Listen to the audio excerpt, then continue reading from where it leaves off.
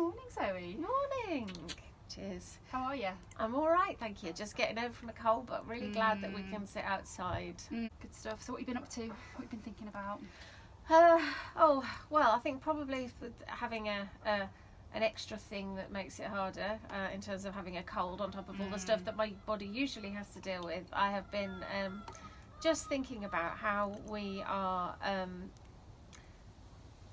pretty hard on ourselves in terms of how much we expect, and I think there's an awful lot of people feeling the same at the moment. I know that my parishioners are definitely struggling with that, but yeah, I've been thinking particularly people with long-term health issues.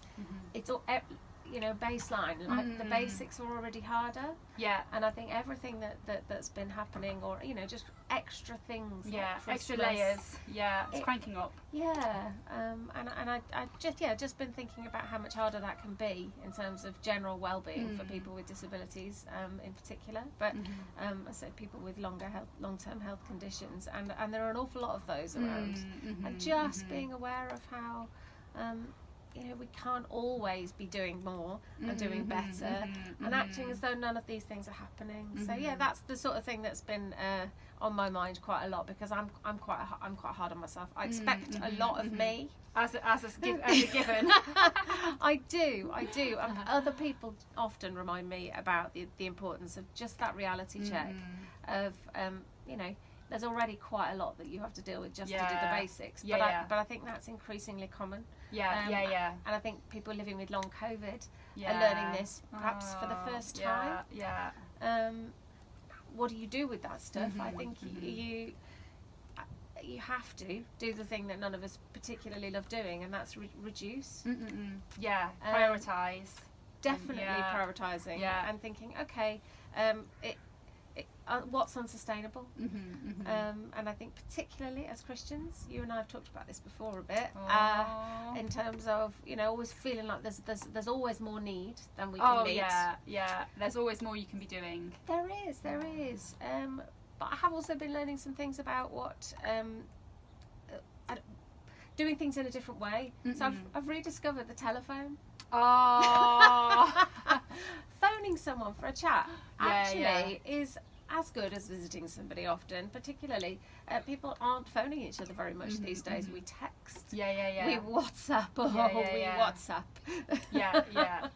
But picking up the phone, and just acknowledging, you've got a lot going on at the moment, haven't you?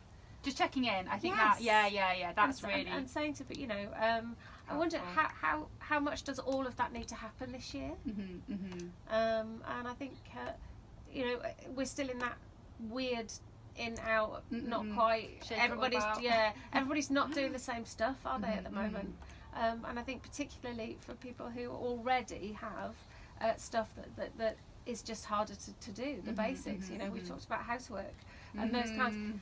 And low on the priority list, but has to be done. Yeah, it does. But all those things do affect your mental health and your mental well-being, and actually making some space for life admin for you. And okay, what's going to help me to cope with today better? Actually, there's nothing wrong with diarying in some of that time, because actually they're the kind of foundations that then mean, okay, well, what's left? What else can I do?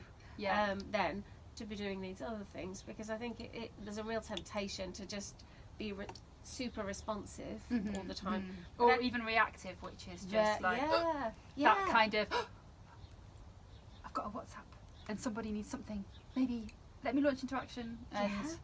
And because that's a relentless and there's an infinite amount of it.